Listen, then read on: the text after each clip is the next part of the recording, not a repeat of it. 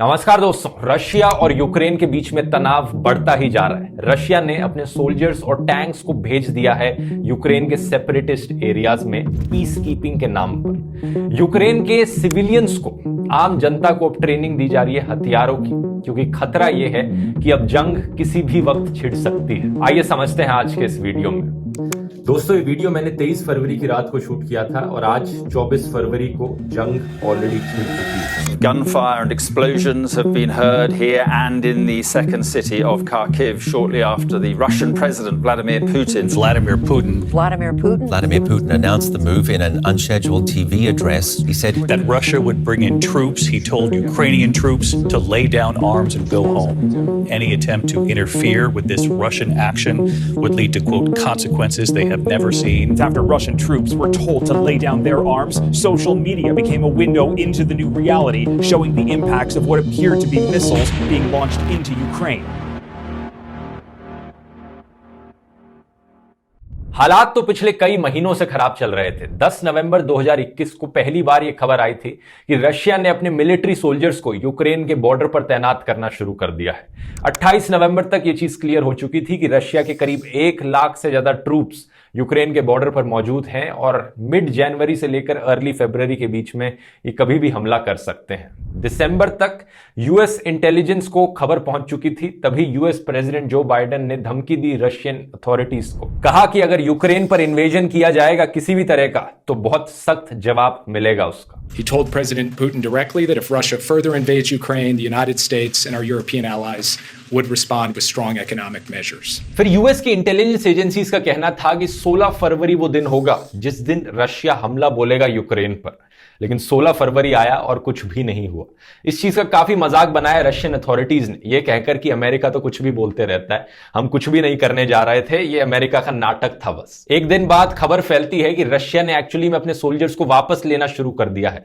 Russia D escalate कर रहा है, लेकिन यह खबर फेक निकलती है। एक्सपर्ट्स कहते हैं कि एक्चुअली में चाइना ने रशिया पर प्रेशर डाला था कि रशिया बीजिंग ओलंपिक्स खत्म होने तक का इंतजार करे। चाइना नहीं चाहता कि कुछ भी हमला यहां पर बोला जाए और बीजिंग ओलंपिक्स में उससे कोई इंटरप्शन हो, उसकी इमेज नहीं खराब होनी चाहिए। सुनने में काफी अजीब सी थ्योरी, लेकिन 20 फरवरी बीजिंग ओलंपिक्स का आखिरी दिन होता है और अगले ही दिन 21 फरवरी को पुतिन की तरफ से यह टेलीविजन पर एड्रेस आता है। पुतिन पूरी दुनिया को ऐलान करते हुए कहते हैं कि ईस्टर्न यूक्रेन में 2 सेपरेटिस्ट एरियाज हैं। अब वो उन सेपरेटिस्ट एरियाज को इंडिपेंडेंट कंट्रीज की तरह रिकॉग्नाइज करते हैं। After a day of lashing out at NATO, Putin made an explosive announcement on state television. I think it is necessary to make a long overdue decision to immediately recognize the independence and sovereignty of the Donetsk People's Republic and the Luhansk People's Republic. इन 2 regions का नाम है Donetsk और Luhansk. आइए नक्शे पर एक नजर डालते हैं। यूक्रेन की जो एक्चुअल बाउंड्री है यूनाइटेड नेशंस के अकॉर्डिंग वो कुछ ऐसी है, बाहर से चारों तरफ। ईस्टर्न यूक्रेन में ये 2 रीजन्स हैं, डोनेट्स्क और लुहांस्क। अब खास बात यह है कि डोनेट्स्क और लुहांस्क का कुछ एरिया एक्चुअली में सेपरेटिस्ट कंट्रोल्ड है, यानी यूक्रेन सरकार के कंट्रोल में नहीं है। ये एरिया रशिया के बॉर्डर पर है और एक्चुअली में इसे रशियन ऑक्यूपाइड कहा जाता है। अब यहां पर पूरी हिस्ट्री में मैं नहीं जाऊंगा, इसकी बात मैंने पुराने रशिया यूक्रेन वाले वीडियो में डिटेल में करी थी। उस वीडियो को जाकर आप देख सकते हैं, अगर आप देखना चाहें तो लिंक मैं नीचे डिस्क्रिप्शन में डाल दूंगा। लेकिन 2014 में मैंने बताया था, वो साल था जब क्रीमिया को ऑक्यूपाई किया गया था रशिया के द्वारा। यह वही साल था जिस साल डोनेट्स्क और लुहांस्क के एरियाज को यूक्रेन से तोड़कर अलग कर दिया गया था। रशिया ने वहां पर सेपरेटिस्ट को सपोर्ट किया था, अपनी मिलिट्री भेजी थी और जो जंग छिड़ी वहां पर, उसके बाद एक नई बाउंड्री लाइन सी ड्रॉ हो गई। इन सेपरेटिस्ट कंट्रोल्ड एरियाज में डोनेट्स्क पीपल्स रिपब्लिक और लुहांस्क पीपल्स रिपब्लिक, इन दोनों सेपरेटिस्ट लोगों ने अपनी नई कंट्री का ऐलान किया। ये करते वक्त एक अनऑफिशियल रेफरेंडम बुलाया गया था इन एरियाज में। उसके बाद से रशिया ने इन 2 सेपरेटिस्ट एरियाज की कई तरीकों से मदद करने की कोशिश करी है। मिलिट्री सपोर्ट देकर, फाइनेंशियल सपोर्ट देकर, कोविड वैक्सीन प्रोवाइड करी इन्हें, और यहां रहने वाले करीब 8 लाख लोगों को रशियन पासपोर्ट्स भी प्रोवाइड कर दिए गए रशिया के द्वारा। इन एरियाज में लड़ाई खत्म करने के लिए और शांति बनाने के लिए 2015 में एक मिन्स्क एग्रीमेंट साइन किया गया था, जिसके तहत यूक्रेन को इन रीजन्स को स्पेशल स्टेटस प्रोवाइड करना था, एक सर्टेन डिग्री ऑफ ऑटोनॉमी देनी थी, वहां की सरकार को एक्नॉलेज करना था। और यह कहा गया था कि अब कोई लड़ाई नहीं होगी, यहां पर कोई हथियारों का इस्तेमाल नहीं किया जाएगा और जो भी फॉरेन प्रेजेंस है इस एरिया के अंदर वो हटा दी जाए। अब क्योंकि पुतिन ने कहा कि रशिया अब उन एरियाज को इंडिपेंडेंट कंट्रीज की तरह कंसिडर करता है और अब पुतिन ने अपनी आर्मी भी भेज दी है उन एरियाज के अंदर, तो इसलिए अब इसे इन्वेजन बताया जा रहा है। पुतिन ने मिन्स्क एग्रीमेंट को नल एंड वॉइड कर दिया है और अब खतरा यह है कि पुतिन सिर्फ यहां तक रुकेगा नहीं। यूरोपियन देशों को और यूएसए को डर है कि अब पुतिन एक्चुअली में पूरे यूक्रेन देश पर कब्जा जमाने की कोशिश में है। एक इंपॉर्टेंट चीज मैं यहां पर पॉइंट आउट करना चाहूंगा, जब से सोवियत यूनियन टूटा है, रशिया हर 6-7 साल बाद यही चीजें करता आ रहा है अपनी नेबरिंग कंट्रीज के साथ। 2014 में रशिया ने क्रीमिया को ऑक्यूपाई किया। इससे पहले 2008 में जॉर्जिया के कुछ एरियाज को रशिया ने ऑक्यूपाई किया। इस नक्शे पर देखिए, अबखाजिया और साउथ ओसेटिया का जो रीजन है वो एक्चुअली रशियन ऑक्यूपेशन के अंडर है। करीब 20% जॉर्जिया का देश एक्चुअली में रशियन ऑक्यूपेशन के अंडर है। इसके बाद मोल्डोवा एक देश है ईस्टर्न यूरोप में, जिसका एक पूरा हिस्सा ईस्टर्न साइड पर लाए करने वाला सेपरेटिस्ट एरिया है, जिसका नाम है ट्रांसनिस्ट्रिया, जहां रहने वाले सेपरेटिस्ट अपने आप को एक नए देश की तरह मानते हैं और एक्चुअली में वो रशिया से रीयूनिफाई करना चाहते हैं। तो यहां पर भी रशियन इन्फ्लुएंस काफी ज्यादा है इस ट्रांसनिस्ट्रिया एरिया में भी। और अब आप अगर नक्शा देखोगे कि रशिया ने अपनी आर्मी को, अपने सोल्जर्स को कहां कहां डिप्लॉय किया है। इस मैप में जो रेड सर्कल्स हैं वो तो परमानेंट सेटलमेंट्स ही, चलो उन्हें जाने दो, लेकिन जो ब्लैक डॉट्स आप इस मैप पे देख रहे हो वो नए ट्रूप्स हैं जो लाए गए हैं पिछले कुछ महीनों में। तो रशिया ने यूक्रेन देश को तीनों डायरेक्शन से घेर लिया है और रशियन सोल्जर्स ना सिर्फ रशिया में मौजूद हैं बल्कि क्रीमिया में भी और ट्रांसनिस्ट्रिया के एरिया में भी और बेलारूस में भी। बेलारूस का डिक्टेटर भी रशिया के इन्फ्लुएंस के अंडर आता है और बेलारूस पर भी मैंने एक अलग से वीडियो बनाया था। बेलारूस में एक डिक्टेटर है जो बहुत ही इनफेमस है। तो इस सब का नतीजा ये कि बाकी दुनिया को अब डर है कि रशिया किसी भी वक्त अपनी आर्मी मूव इन कर सकता है और पूरे यूक्रेन देश पर हमला बोल सकता है। कितना एरिया अब रशिया ऑक्यूपाई करना चाहेगा ये कोई नहीं जानता। कुछ लोगों को लगता है कि सिर्फ नीचे की ये स्ट्रिप ट्रांसनिस्ट्रिया से लेकर लुहांस्क और डोनेट्स्क तक रशिया कब्जाएगा। कुछ लोगों को लगता है कि रशिया यूक्रेन की राजधानी कीव तक पहुंच जाएगा और पूरे देश को ही खत्म कर डालेगा। अब रशिया को यह करता देख बाकी दुनिया के पास मोटे मोटे तौर पर 3 ऑप्शंस हैं। पहला तो यह कि हाथ पर हाथ रखकर बैठे रहें, कुछ ना करें। लेकिन फिर खतरा यह है कि आज रशिया को अगर यूक्रेन ऑक्यूपाई करने दिया जाए तो कल को रशिया बोलेगा कि मैं तो कजाकिस्तान भी वापस चाहता हूं, मंगोलिया देश भी वापस चाहता हूं, स्लोवाकिया भी, क्रोएशिया भी, सबको इन्वेड करके वो बड़ा बनता रहे और इस तरीके से इंपीरियलिज्म को नहीं रोका गया तो किसी ना किसी दिन हमारे ऊपर भी आकर हमला होगा। दूसरा ऑप्शन ये कि बाकी देश अपनी मिलिट्री का इस्तेमाल करें और रशिया जो करने लग रहा है वहां पर अपनी आर्मी भेज दें और लिटरली रशियन फोर्सेस के साथ लड़ाई करके उन्हें रोका जाए। लेकिन ये ऑप्शन भी अच्छा नहीं है क्योंकि ये करने का मतलब है लिटरली एक वर्ल्ड वॉर डिक्लेयर कर देना और ज्यादातर देश थैंकफुली आज के दिन लड़ाई नहीं करना चाहते, जंग पर नहीं जाना चाहते क्योंकि उससे बस खून खराबा होता है, लोगों की जानें जाती हैं, कुछ भी अच्छा पॉजिटिव रिजल्ट नहीं होता। नेटो ने अपनी मिलिट्री को डिप्लॉय जरूर किया है। 5000 नेटो ट्रूप्स पोलैंड में डिप्लॉय किए गए हैं, 4000 भेजे जा सकते हैं रोमानिया, बुल्गारिया, हंगरी, स्लोवाकिया के देशों में। लेकिन ये सब नेटो के देश हैं, यूक्रेन अभी नेटो का हिस्सा नहीं है। तो यूक्रेन पर चाहे हमला भी कर दिया जाए, चांसेस यही है कि नेटो उसमें बीच में नहीं आएगा, अपनी मिलिट्री वाइज सपोर्ट नहीं प्रोवाइड करेगा यूक्रेन को। हाँ, ये जरूर है कि नेटो ने और तरीकों से मदद करने की कोशिश करी है यूक्रेन की, हथियार प्रोवाइड करके, एडवांस्ड वेपनरी प्रोवाइड करके, उन्हें फाइनेंशियल हेल्प देके, कहीं पर हेलमेट्स दिए गए उन्हें, लेकिन अपने सोल्जर्स नहीं भेज रहा कोई और देश यूक्रेन के बिहाफ पर फाइट करने के लिए। तो देखा जाए अगर हमला होता है यूक्रेन के ऊपर, यूक्रेन के लोग यहां पर अकेले हैं और यूक्रेन की अगर मिलिट्री स्ट्रेंथ देखी जाए रशिया के अगेंस्ट तो बहुत कमजोर पड़ जाती है। अब इस चार्ट में देख सकते हैं रशिया के पास 4 गुना से भी ज्यादा एक्टिव सोल्जर्स हैं, 15 गुना ज्यादा फाइटर जेट्स हैं यूक्रेन के कंपैरिजन में, 5 गुना ज्यादा टैंक्स हैं और इसीलिए यूक्रेन अपने 2.5 लाख से ज्यादा रिजर्व फोर्स को डिप्लॉय करने की बात कर रहा है और अपने सिविलियंस को ट्रेनिंग देने लग रहा है। यानी यूक्रेन की आम जनता वो भी इस खतरे को पहचान रही है और अपने देश को एक इन्वेजन से बचाने के लिए खड़ी हो रही है सामने। इन वीडियोस में आप क्लियरली देख सकते हो कि अगर रशिया यूक्रेन को इन्वेड कर देता है तो यूक्रेनियन लोग इतनी आसानी से हाथ खड़े करने वाले नहीं है, वो आखिर तक लड़ने को राजी हैं। Я здесь, потому что у меня молодая жена и 2 детей. Это моя страна, и я готов ее защищать. Are you scared for your family? You're all going to die someday, and the thing you can do is you can live your life in dignity. We here in Ukraine, every single day we are preparing for fight. We are preparing to defend ourselves.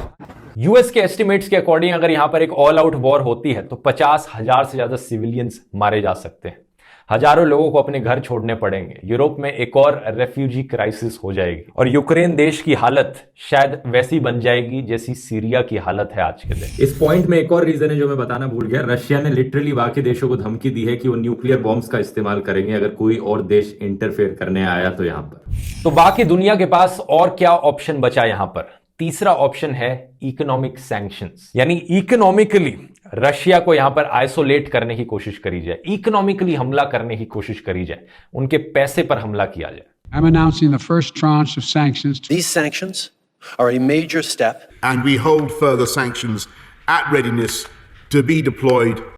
The U.S. and its allies coordinated a first round of sanctions against Russia over its troop deployment to breakaway regions of Ukraine. US, Europe, Canada, Japan, कई देशों ने Russia के खिलाफ economic sanctions already declare कर दिए हैं और यह कहा है कि अगर रशिया ने कोई भी और कदम उठाया इन्वेजन की ओर तो और भी ज्यादा इकोनॉमिक सैंक्शंस डिक्लेयर किए जाएंगे। हमला यहां पर किया गया है पहले रशियन बैंक्स पर और रशियन बिलियनियर्स पर, क्योंकि बहुत से देश जानते हैं कि पुतिन अपने आप से कोई इतना बड़ा डिक्टेटर नहीं है। पुतिन भी रशियन ओलिगार्क्स यानी रशियन बिलियनियर्स के इन्फ्लुएंस के अंडर आता है, उनसे प्रभावित होता है। यूके ने 5 रशियन बैंक्स को टारगेट किया है, यूनाइटेड नेशंस ने भी इस चीज को कंडेम किया है और शायद से सबसे मुश्किल जो इकोनॉमिक सैंक्शन था वो जर्मनी की तरफ से आया। जर्मनी ने नॉर्ड स्ट्रीम 2 गैस पाइपलाइन की सर्टिफिकेशन को रोक दिया है।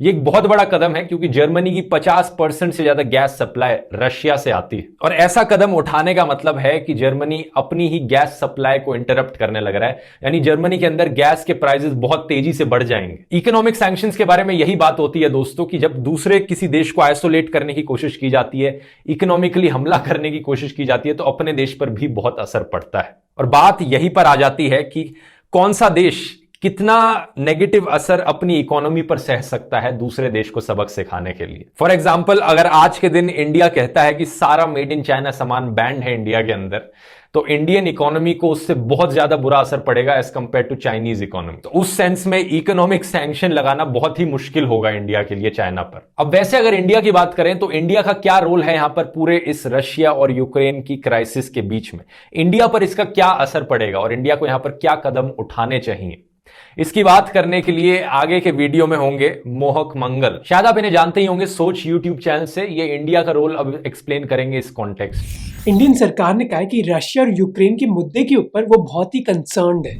The escalation of tension along the border of Ukraine with the Russian Federation is a matter of deep concern.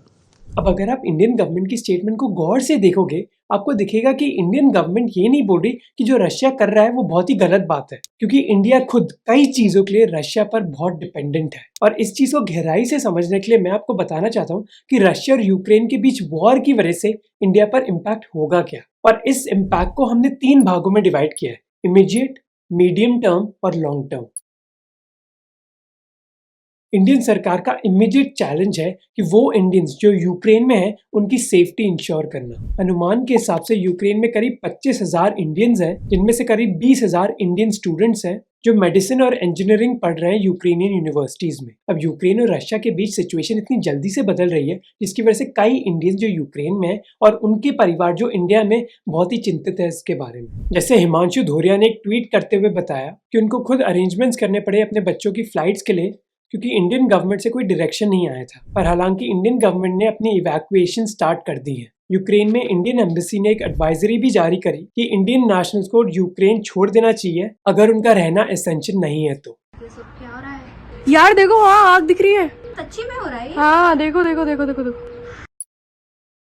जो मीडियम टर्म कंसर्न्स है इंडियन गवर्नमेंट की वो है इकोनॉमी के बारे में और स्पेसिफिकली पेट्रोल के दाम। इंडियन गवर्नमेंट के लेटेस्ट इकोनॉमिक सर्वे ने एस्टिमेट किया था पेट्रोल के प्राइसेस करीब 70 से $65 पर बैरल होंगे इस साल के दौरान, पर कुछ घंटे पहले ये प्राइसेस करीब $100 पर बैरल हो गए थे, सितंबर 2014 से हाईएस्ट। मेनली क्योंकि लोगों के बीच डर है कि रशिया के ऑयल प्रोडक्शन और सप्लाई पर एक गहरा असर पड़ेगा इस रशिया यूक्रेन वॉर की वजह से। वैसे रशिया दुनिया की 2nd लार्जेस्ट ऑयल प्रोड्यूसर है और almost 13% global crude oil Russia से ही आता है। ये सिचुएशन और बुरी हो सकती है अगर यूएस और यूरोपियन यूनियन की कंट्रीज सैंक्शंस लगा देती हैं Russian oil and gas production पर। और हमें पता है कि अगर ऑयल की ग्लोबल सप्लाई गिरेगी तो उसके दाम भी बढ़ेंगे पूरी दुनिया में इंक्लूडिंग इंडिया में, जिसकी वजह से ऑलमोस्ट सारे ही इंडियंस की जिंदगी पर एक भारी इम्पैक्ट पड़ेगा, क्योंकि India almost 85% crude oil import करता है अपने लिए। और क्षितिज पुरोहित जो एक रिसर्चर है इस मुद्दे पर, वो कहते हैं कि पेट्रोल के दाम बढ़ने की वजह से महंगाई बढ़ सकती है इंडिया में, क्योंकि सारी चीजों की ट्रांसपोर्टेशन कॉस्ट में बढ़ोतरी होगी और इसकी वजह से इंडियन सरकार की बजटिंग पर भी एक गहरा असर पड़ेगा, क्योंकि अगर पेट्रोल और ऑयल के दाम बढ़ेंगे तो इंडियन गवर्नमेंट को ज्यादा पैसे खर्च करने पड़ेंगे एलपीजी और केरोसिन की सब्सिडीज के लिए। अब लॉन्ग टर्म इम्पैक्ट पर आते हैं, जिससे आपको ये पता चलेगा कि इंडिया के लिए रशिया की आलोचना करना इतना मुश्किल क्यों है। एक तरफ है कि इंडिया अपनी मिलिट्री सप्लाईज के लिए बहुत डिपेंडेंट है रशिया पर। रोशन किशोर की एनालिसिस के हिसाब से 2016 और 2020 के बीच करीब 50% इंडियन आर्म्स इंपोर्ट्स रशिया से ही आते थे। कुछ एस्टिमेट्स के हिसाब से इंडियन मिलिट्री के करीब 50 से 80% इक्विपमेंट रशियन ओरिजिन के ही है। और ये जो पार्टनरशिप है इंडिया और रशिया के बीच, ये और बढ़ रही है। ये बस पार्टनरशिप ऐसी नहीं है कि रशिया आर्म सप्लाईज बेच रहा है और इंडिया खरीद रहा है, बल्कि अब ये दोनों देश जॉइंटली रिसर्च और डेवलप भी कर रहे हैं आर्म सप्लाईज को। जैसे ब्रह्मोस क्रूज मिसाइल एक उदाहरण है इस चीज का, जो एक जॉइंट वेंचर था इंडिया और रशिया के बीच। इनफैक्ट जो नाम है ब्रह्मोस का, वो दो नदियों के नाम से बना है, इंडिया की ब्रह्मपुत्र और रशिया की मॉस्कवा। पर कुछ घंटे पहले ही प्रेसिडेंट बाइडेन ने अनाउंस किया कि वो उन रशियन कंपनीज पर सैंक्शंस लगा रहे हैं जिनके मिलिट्री टाइज है, जिसका इंडिया की मिलिट्री पर एक असर पड़ सकता है। गुरजीत सिंह जो जर्मनी के लिए इंडिया के फॉर्मर एम्बेसडर थे, उन्होंने कहा कि इन सैंक्शंस की वजह से इंडिया को डिफेंस सप्लाईज के चलते बहुत मुश्किलें आ सकती हैं। अब ऐसे सैंक्शंस किसी देश पर पहली बार नहीं लगे, पहले यूएस ने ईरान पर भी सैंक्शंस लगाए थे, पर इंडिया नेगोशिएट कर पाता था, क्योंकि इंडिया को पता है कि चाइना को काउंटर करना है यूएस को, तो उनको इंडिया की मदद मांगनी ही होगी। पर यह सिचुएशन बहुत ही यूनिक है, पहले किसी देश ने एक दूसरी कंट्री को इन्वेड नहीं किया, तो क्या इंडिया नेगोशिएट कर पाएगा यूएस से? और मैं आपको बताना चाहता हूँ कि ये मुद्दा इतना जरूरी क्यों है इंडिया के लिए। वो है India China border crisis. Bharat के लिए चिंता वाली बात है कि जिस तरह से जो सीमा पर जो है लाइन ऑफ एक्चुअल कंट्रोल पर जो चीनी सैनिकों का जमोड़ा है। Intrusion by Chinese troops led to clashes between troops of both the countries. Indian army foiled the attempt which happened 3 days back. जो इंडिया और चाइना के बीच बॉर्डर में तनाव है वो अभी तक खत्म नहीं हुआ है, और इस तनाव के चलते लास्ट चीज जो इंडिया चाहेगा वो है कि उनकी मिलिट्री सप्लाईज भी अनसर्टेन हो जाए। तो एक तरफ है इंडिया की मिलिट्री डिपेंडेंस रशिया पर, और दूसरी तरफ है बढ़ते क्लोज रिलेशनशिप्स चाइना और रशिया के बीच। चाइना रशिया का सबसे बड़ा ट्रेड पार्टनर है, और ये रिलेशनशिप समझना इतना मुश्किल नहीं है। हम सब ने कहावत सुनी होगी कि दुश्मन का दुश्मन दोस्त होता है, और वही हो रहा है रशिया और चाइना के बीच। दोनों ही देश यूएस और यूरोप के खिलाफ हैं, और इसी वजह से एक दूसरे के साथ पार्टनरशिप करना उनके ही इंटरेस्ट में है। रशिया को पता है कि जहां यूएस और यूरोप उन पर इकोनॉमिक सैंक्शंस लगा देंगे, पर चाइना ऐसा उनके लिए नहीं करेगा। और इंडिया को डर है कि एक बढ़ती रशिया और चाइना की पार्टनरशिप इंडिया के लिए डेंजरस हो सकती है। पर ये जो डर है कोई फालतू नहीं है, बल्कि जस्टिफाइड भी है, क्योंकि हिस्टोरिकल एविडेंस है कि कई बार रशिया ने चाइना को सपोर्ट किया है और ना कि इंडिया को। जैसे 1962 वॉर के दौरान तन्वी मदन जो एक फॉरेन पॉलिसी एक्सपर्ट हैं, उन्होंने अपनी बुक में लिखा था कि कैसे निकिता क्रूशेव जो सोवियत यूनियन के प्रेसिडेंट थे 1960s के दौरान, उन्होंने चाइना को इंडिया चाइना वॉर के दौरान बताया कि सोवियत यूनियन अपने चाइनीज ब्रदर्स को सपोर्ट करेगा और ना कि इंडियन फ्रेंड्स को। क्रूशेव ने तो इनफैक्ट मिग एयरक्राफ्ट की डिलीवरी भी डिले कर दी थी इंडिया को। इसीलिए इंडिया को डर है कि अगर इंडिया चाइना कॉन्फ्लिक्ट होता है तो क्या रशिया इंडिया को सपोर्ट करेगा भी। अब आप में से कुछ पूछोगे कि अगर इंडिया रशिया पर डिपेंडेंट है तो रशिया भी तो इंडिया पर डिपेंडेंट है, क्योंकि रशिया के 25% डिफेंस एक्सपोर्ट्स इंडिया में आते हैं। पर तन्वी मदन कहती है कि व्लादिमीर पुतिन ऐसे इंसान है जो खुद भुगतने के लिए तैयार हो जाते हैं अगर कुछ उनको चाहिए तो। अब ये रशिया यूक्रेन वॉर को ही देख लीजिए। मोस्ट एक्सपर्ट्स कहते हैं कि इससे रशिया को नुकसान ही होगा अगर वो फुल स्केल इन्वेजन कर देते हैं, पर व्लादिमीर पुतिन तो ये फिर भी कर रहे हैं। तो क्या गारंटी है कि एक इंडिया चाइना कॉन्फ्लिक्ट के दौरान रशिया मिलिट्री सप्लाईज रोक नहीं देता इंडिया को। चाइना और रशिया के एक दूसरे के करीब होने के पीछे एक और प्रूफ मैंने आपको वीडियो के शुरू में बताया था, बीजिंग ओलंपिक्स वाली जो चीज थी। लेकिन अब एक और पॉइंट पर मैं फोकस करना चाहूंगा। यहां पर रशिया की आम जनता का क्या वो लोग इस इन्वेजन को सपोर्ट करते हैं? इसका जवाब काफी उदास कर देने वाला है, क्योंकि रशिया के टीवी चैनल्स प्रोपेगेंडा से भरे हुए हैं और अपने ही लोगों को ब्रेन वॉश करते हैं इमेजिनरी कहानियां सुनाकर। रशियन न्यूज़पेपर्स और मीडिया चैनल्स की माने तो एक्चुअली में यूक्रेन वो देश है जो एक्चुअली में लड़ाई करना चाहता है, जंग छेड़ना चाहता है उन सेपरेटिस्ट एरियाज पर, और रशिया यहां पर उन्हें बचाने की कोशिश कर रहा है। मैंने आपको वीडियो की पहली लाइन में बोला था कि रशिया ने जो ट्रूप्स भेजे हैं उन सेपरेटिस्ट एरियाज में वो पीस कीपिंग के नाम पर भेजे हैं। पुतिन कहता है अपनी जनता से कि हम जो कर रहे हैं वो शांति बनाए रखने के लिए कर रहे हैं। ये नेटो हैं और यूक्रेन वाले हैं जो जंग छेड़ना चाह रहे हैं, लड़ाई कराने की कोशिश कर रहे हैं। और अनफॉर्चुनेटली ज्यादातर रशियन जनता से जब पूछा गया कि उनकी क्या राय है तो उनका भी यही मानना है। हालांकि वो जंग नहीं चाहते, लेकिन उनको लगता है कि यहां पर भड़काने का काम यूक्रेन करने लग रहा है, यूक्रेन के सोल्जर्स करने लग रहे हैं, जो कि बिल्कुल भी सच नहीं है। I know for sure that we have never taken any aggressive actions. Never. Russia is only defending itself. Ukraine has always been a traitorous country. Always. They've always betrayed everyone. NATO does whatever it wants there. CNN के opinion poll के according 50% Russians का मानना है कि Ukraine के खिलाफ military force इस्तेमाल करना सही चीज होगी अगर हमें उन्हें नेटो ज्वाइन करने से रोकना है तो। लेकिन 43% रशियंस का मानना है कि अगर हम यूक्रेन को रशिया के साथ रीयूनाइट करवाना चाहते हैं तो मिलिट्री फोर्स उसके लिए इस्तेमाल करना सही चीज नहीं होगी, वो गलत होगी। हालांकि 36% रशियंस कहते हैं कि सही होगा, हम जबरदस्ती यूक्रेन को फोर्सफुली रीयूनाइट करा सकते हैं मिलिट्री फोर्स इस्तेमाल करके, जो कि बहुत ही बड़ा नंबर होता है। 1/3 पॉपुलेशन आपके देश की कहती है कि दूसरे देश पर हमला बोल दो रीयूनिफिकेशन करने के लिए। ये अच्छी चीज नहीं है। ये सुनकर आप समझ सकते हो कि ये प्रोपेगेंडा से भरे न्यूज चैनल्स कितना इन्फ्लुएंस डालते हैं आम जनता के ऊपर। रशिया में करीब 2/3 लोग न्यूज अपनी टीवी के जरिए देखते हैं, इसलिए उसका इतना इंपैक्ट उन पर दिखता है। जब गोदी मीडिया यहां पर इमेजिनरी खबरें चलाता है कुछ इस तरीके से, मोदी का फैसला मानेंगे पुतिन बाइडेन, मतलब यहां पर दूर दूर तक का मोदी का कुछ लेना देना नहीं है, लेकिन जबरदस्ती इन्हें यहां पर इंक्लूड करना है ताकि तारीफ होती रहे नॉनस्टॉप, और लोग एक्चुअली में इससे प्रभावित भी हो जाते हैं। खैर, अगर वापस रशिया यूक्रेन पर आए तो कहा जा रहा है कि अगर ये इन्वेजन हो जाता है और यहां पर जंग छिड़ जाती है तो ये वर्ल्ड वॉर 2 के बाद सबसे भयानक जंग होगी यूरोप में। और वर्ल्ड वॉर 2 में जो हुआ था हम सब जानते हैं, कोई भी सेंसिबल इंसान उसका रिपीट नहीं चाहेगा। और मिलते हैं फिर अगले वीडियो में। बहुत बहुत धन्यवाद।